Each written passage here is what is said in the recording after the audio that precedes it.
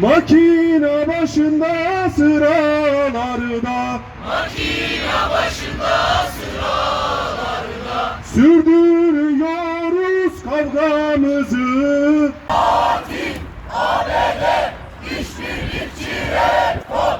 Katil ABD. Tek suçlu sadece Redcon mu? Hayır. Ne yazık ki Türkiye'den İsrail'e uzanan, emperyalistlere uzanan başka tedarik hatları, başka tedarik zincirleri de var. Bu gerçekleri çevremizle, arkadaşlarımızla, dostlarımızla paylaşmaya devam etmeliyiz. Bakın, İran Savaşı başlamadan bir hafta önce, İran'a yapılan saldırılar gerçekleşmeden bir hafta önce Şubat ayı içerisinde iki büyük sevkiyatı biz yakaladık. Bakü-Tiflis-Ceyhan boru hattından çıkan ve İsrail'in enerji sevkiyatının merkezi olan Aşkelon'a ve Hayfa'ya giden iki büyük tanker yakaladık. Bu iki büyük tankerin toplam kapasitesi neredeyse 2 milyon varil ham petroldü.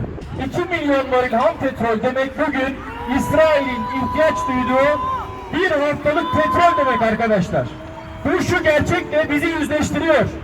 Türkiye'den İsrail'e giden petrol belki bugün İran'da, Gazze'de, Lübnan'da gerçekleşen saldırıların, gerçekleşen katliamların yakıtı olarak kullanıldı. Veya kimlerin zulmün ekmeğine yağ sürdüğünü de yazar.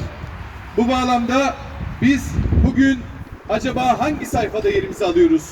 Acaba zulme gerçek manada, emperyalizme gerçek manada karşı duranların yanında ve safında mı yer alıyoruz? Yoksa bunlarla işbirliği yapanlara sessiz kalarak, bakın onları destekleyerek demiyorum, sessiz kalarak acaba emperyalistlerin yağına mı, ekmeğine mi yağ sürüyoruz? Bu sebeple son olarak şunu ifade etmek istiyorum. Filistin özgür olana kadar, Gazze üzerindeki abluka kırılana kadar, İran'daki mücadele başarıya ulaşana kadar, Orta Doğu'daki emperyalist savaşlardan kurtulana kadar sesimizi yükseltmeye devam edeceğiz. Çünkü biz biliyoruz ki zulmün karşısında susan dilsiz şeytandır ve bizler asla ve asla susmayacağız. Elimizden ancak bu geliyorsa bundan sonra sesimizi daha da çok yükselteceğiz inşallah. Hepinize teşekkür ediyorum. İstanbul'dan İran'a direnişe bir selam. İstanbul'dan İran'a direnişe bir selam. Filistin dostları, değerli basın mensupları, direnişin evlatları, sadık dostları, bugün burada işgal rejimi İsrail'e ve Amerika'ya, Gazze'de, Lübnan'da, Yemen'de ve bugün şu saatlerde İran İslam Cumhuriyeti'nde yaptıkları soykırımı, katliamı destekleyen Redcon firmasının önünde toplandık. Kıymetli dostlar, soykırım 7 Ekim 2023 tarihinden bugüne kadar Gazze'de başladı ve bugün İslam Cumhuriyeti'ne kadar dayandı. Amerika ve İsrail daha saldırıların ilk gününde İran'da bir Sabi kız okulunu vurdu. 100'den fazla kız kardeşimiz şehit olurken öğretmenler, insanlar yaralandılar. Arkadaşlar, Epstein dosyası gündeme düşmüştü. Malumunuz bu pedofili sapıklar kız çocuklarını, küçük çocukları, bebekleri kendi ritüelleri için kurban edenler dünyaya medeniyet, insanlık getiremezler ve getiremiyorlar da. Fakat bizim düşmanlığımız, bizim tepkilerimiz sadece Amerika ve İsrail'e değil, biz onlarla işbirliği tutan herkese karşıyız. Bu isterse babalarımız olsun, isterse analarımız olsun, isterse kendi ülkemiz, isterse ülkemizin siyasileri, firmaları, partileri olsun fark etmez. Biz sadece Allah'a vereceğimiz hesaptan korkan, direnişin, Allah'ın nimet verdiği salih, sadık ve şehit kulların takipçileri olarak bu tepkimizi, bu düşmanlığımızı ilan ediyoruz. Ve diyoruz ki Redcon, Amerika'nın İsrail'e acil olarak onayladığı 12.000 ton sığınak delici bombanın gövdesini yapacak firma işte burada. Bu firmanın Amerika'daki iştiraki Redcon the USA arkadaşlar bu üretimi hızlı bir şekilde yapacağını duyurdu. Biz diyoruz ki bugün burada bu eylemselliklerimize başlıyoruz. Sizin önünüzde size hakkı ve hakikati haykırıyoruz. Yarın bu eylemler sadece burada bitmez. Sizin bu kirli, işbirlikçi, soykırımcı, katliamcı sevkiyatınızı, ticaretinizi sizin yüzünüze vurmak, bunu engellemek için elimizden gelen her şeyi yapacağız ve bugün de burada bunun ilk eylemi olarak bu protesto gösterisi için toplandık. Kıymetli dostlar, şimdi basın açıklamamızı yapacağız. Dikkatli bir şekilde takip edilmesini ve yayılmasını rica ediyoruz. Bu basın açıklamasında süreçle ilgili bütün nesnel bilgiler yer alıyor. Arkadaşlar, Redcon bundan 24 saat önce yaklaşık bir açıklama yaptı ve biz iddialardan beriyiz dedi. Biz de diyoruz ki Amerika Dışişleri Bakanlığı'ndaki açıklama orada aynen duruyor. Diyor ki 12.000 bombanın ana yüklenicisi Redcon the USA'dir. Gidin bize palavra anlatmayın. Kaldırabiliyorsanız Amerika Dışişleri Bakanlığı'ndaki açıklamayı kaldırın. Yalanlayabiliyorsanız bu sevkiyatı Amerika'nın size nasıl yüklediğini haydi yalanlayın. Ve şimdi bu verileri yalanlıyor biliyorsanız yalanlayın. Basın açıklaması için Furkan kardeşimizi buraya davet ediyorum. Değerli basın mensupları, onurlu ve vicdan sahibi halkımız, bugün burada Filistin ve Lübnan'dan sonra şimdi de İran halkının üzerine yağan bombaların arkasındaki kanlı ticareti, küresel savaş makinesinin dişlilerini ifşa etmek için toplanmış bulunuyoruz. ABD ve Siyonist İsrail rejimi on binlerce masumun kanını döktükleri Gazze ve Lübnan'daki katliamlarıyla yetinmeyip savaşı tüm bölgeye yayarak Orta Doğu'yu bir ateş çemberine çevirmektedir. Son olarak 28 Şubat 2026 tarihinde ABD ve İsrail'in İran'a yönelik başlattığı savaş ile bölgesel kaos yeni bir aşamaya taşınmıştır. Bu korkunç saldırıların ilk aşamasında Ayetullah Ali Hamenei şehit edilmiş ve çoğunluğu sivil olmak üzere 926 kişi hayatını kaybetmiştir. Ancak bu soykırımın ve genişleyen emperyalist savaşın faturası sadece Washington ve Tel Aviv'de değil, maalesef kendi topraklarımızda, kendi içimizde de yazılmaktadır.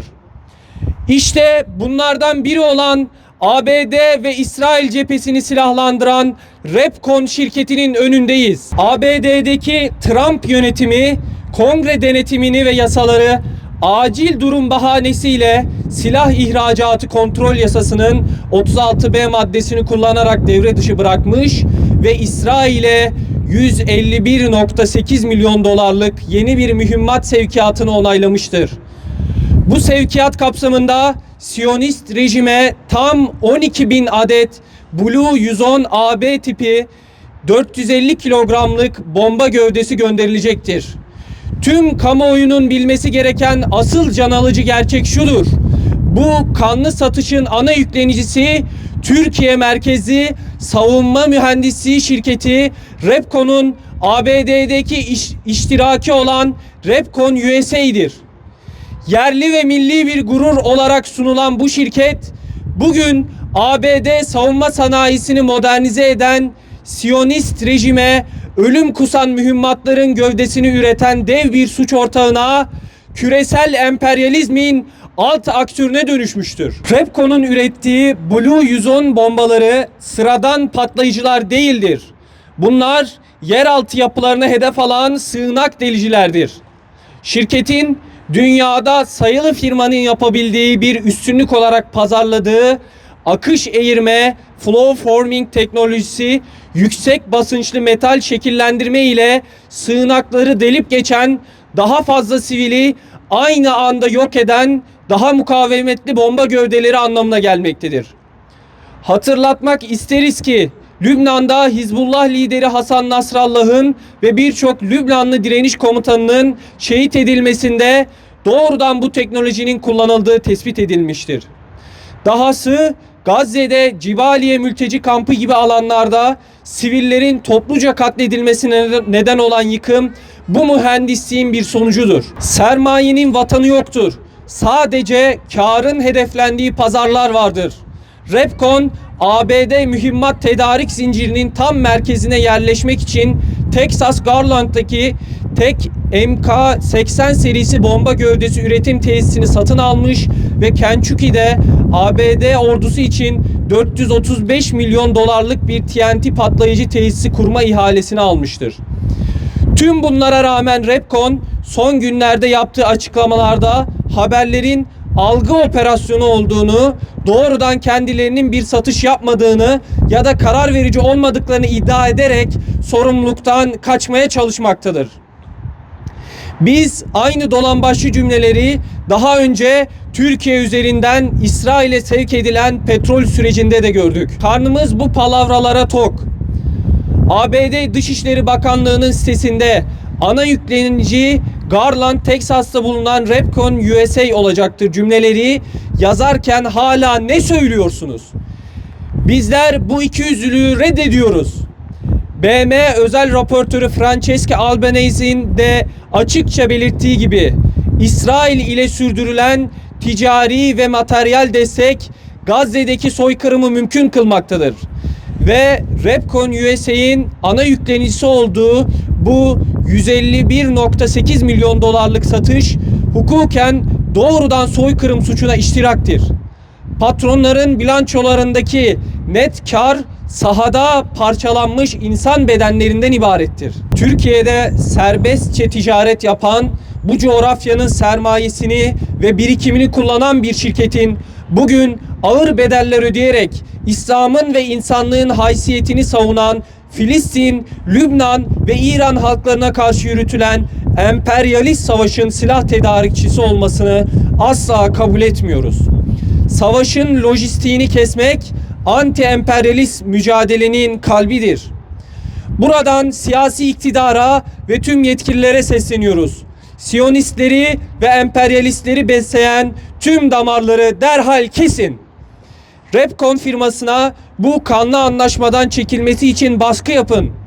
Eğer Repkon bu katliam anlaşmasını korumakta ısrar ederse şirketin Türkiye'deki tüm faaliyetlerini derhal yasaklayın. Aksi durumda bu bombaların yapacağı soykırımların kanı sizlerin de ellerine bulaşacaktır. İştirak etmeyin. Her türlü yaptırımı uygulayın. Mazlum halkların üzerine yağan bombaların Türk mühendisliği ve Amerikan sermayesi ortaklığıyla üretilmesine sessiz kalmayacağız. Sokaklarda, meydanlarda, fabrikaların önünde direnişimizi büyüteceğiz.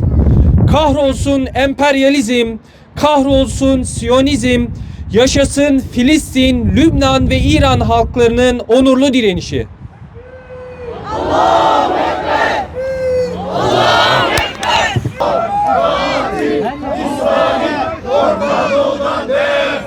Katil İsrail işbirlikçi Redkon! Amerika kahrolsun! İsrail kahrolsun! Amerika kahrolsun! İsrail kahrolsun! Amerika kahrolsun! İsrail kahrolsun! Amerika kahrolsun!